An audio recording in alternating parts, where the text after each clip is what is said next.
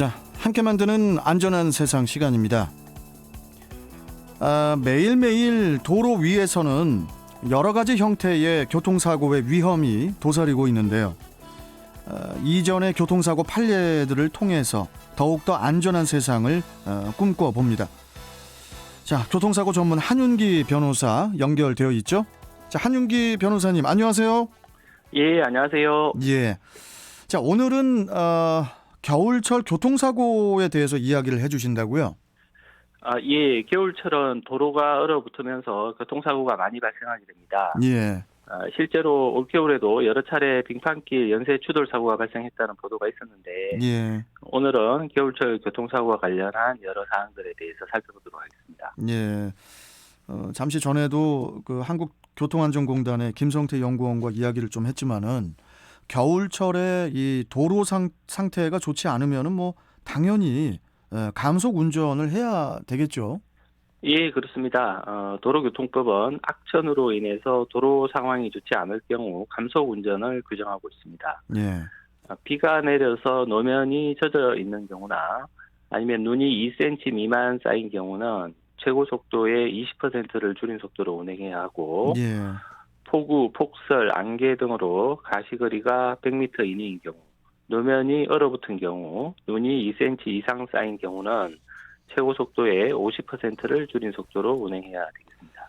길이 완전히 얼어가지고 이제 저 빙판길인 경우에는 아예 처음부터 천천히 가니까 뭐 큰 사고가 발생하지는 않을 텐데 군데군데 아까 말씀드렸지만 그 블랙아이스 군데군데 얼어 있는 곳이 더 위험하잖아요. 그렇죠. 도로의 다른 부분은 녹았지만 일부 구간이 결빙되어 있는 경우 빠른 속도로 달리다가 차량이 미끄러져서 큰 사고로 이어지는 경우가 많습니다. 네. 특히 이 고층 건물 옆이나 고가도로 아래, 도로 3, 모퉁이 커브길, 터널이 끝나는 지점 등은 노면 온도가 낮거나 그늘이 져서 결빙된 도로가 많기 때문에 이런 지점에서는 급제동이나 급가속을 삼가셔야 되겠습니다. 네. 그리고 이제 겨울철에는 특히 그 다리 위에서들 큰 사고들이 또 많이 발생을 하는 것 같더라고요. 예, 그렇습니다. 과거의 겨울철 사고들을 좀 살펴보면 예. 교량 위에서 대형 연쇄 추돌 사고들이 많이 발생했습니다. 2013년에 있었던 일인데 전주에서 43중 추돌 사고, 또 청주에서 참. 40중 추돌 사고, 또 군산에서 25중 추돌 사고 등이 있었는데 이 사고들 모두 그 교량 위에서 차량들이 미끄러지면서 뒤따르던 차량들이 연쇄적으로 추돌해서 발생한 사고들입니다. 예. 일반 도로는 지열이 있어서 눈이 와도 비교적 잘 녹지만 교량은 하부에 찬바람이 불고 눈이 잘 녹지 않고 얼어붙어서 결빙이 발생하는 경우가 많고 또 안개가 시야를 방해하는 경우도 많기 때문에 교량 위에서 대형 사고가 많이 발생하게 되는 것 같습니다. 따라서 겨울철에 교량을 지나실 때는 특히 속도를 줄이고 주의해서 안전운전 하셔야 될 필요가 있습니다. 예.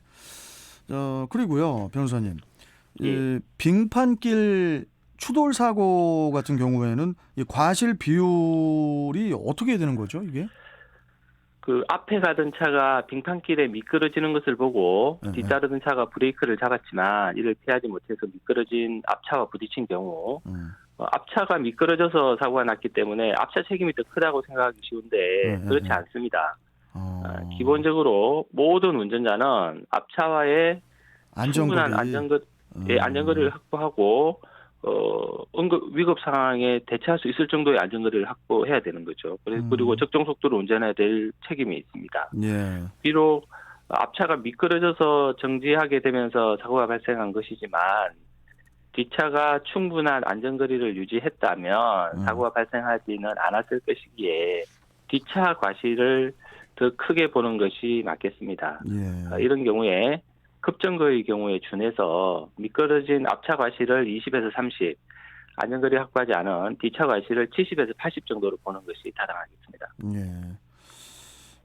그리고 이 커브길이라든지 그 좌우회전하는 곳에서는 차량이 한번 미끄러진 곳에서 또 바로 뒤따르던 차량도 똑같이 그 곳에서 또 미끄러지는 경우도 있지 않나요? 그렇습니다. 이런 사고가 종종 발생하고 있습니다. 실제로 있었던 사고인데 커브길에서 차량이 미끄러져서 길 밖 또랑이 처박혔고 이 차량 운전자가 자기 차량 옆에서 전화를 하고 있던 중에 아, 뒤따르던 다른 차량이 똑같이 미끄러져서 길 밖으로 돌진해와서 먼저 미끄러졌던 차량 운전자를 덮쳐서 다치게 한 사고가 있었습니다. 예.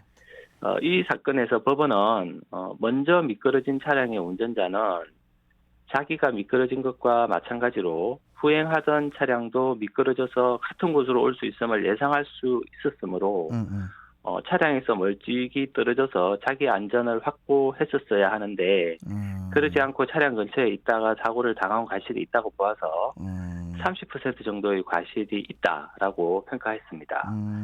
일단 미끄러져서 길 밖으로 나갔다 하더라도 다른 차량도 똑같이 미끄러져서 그쪽으로 올 수 있기 때문에 예. 차량에서 떨어져 안전한 곳으로 대피해 있는 것이 필요하겠습니다. 그러니까 이제 뒤따르던 차량이 과실이 30%가 평가가 됐다 이런 말씀이시죠?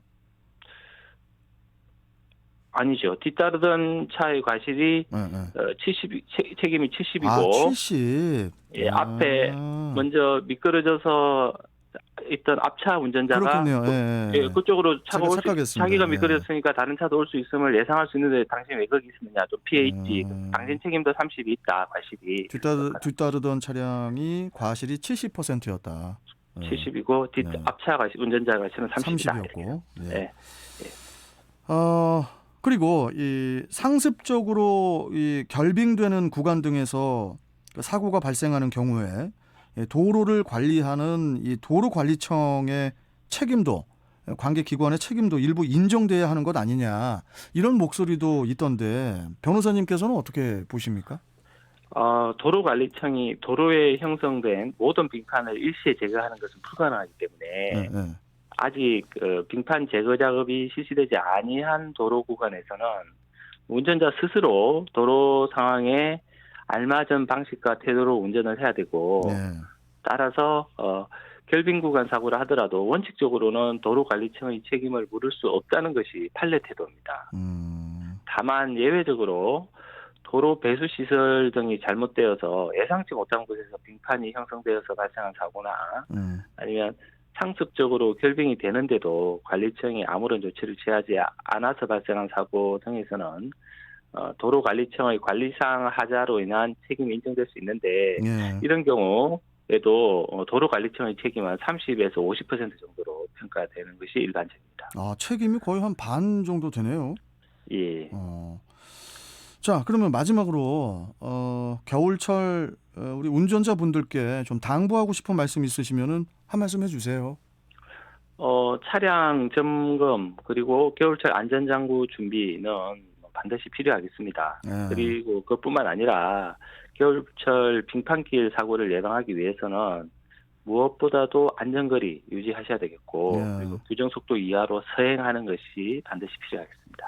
계속 오늘 반복적으로 강조를 하지만은 우리 한윤기 변호사님도 말씀하셨지만 안전거리 유지 그리고 서행 우리가 운전할 때 몸에 좀 배어 있어야 할 그런 중요한 습관인 것 같습니다. 자, 변호사님 오늘 말씀 여기까지 듣고 또 다음 주에 또 뵙도록 하겠습니다. 고맙습니다. 예, 감사합니다. 예. 자, 함께 만드는 안전한 세상 교통사고 전문 한윤기 변호사와 함께 했습니다.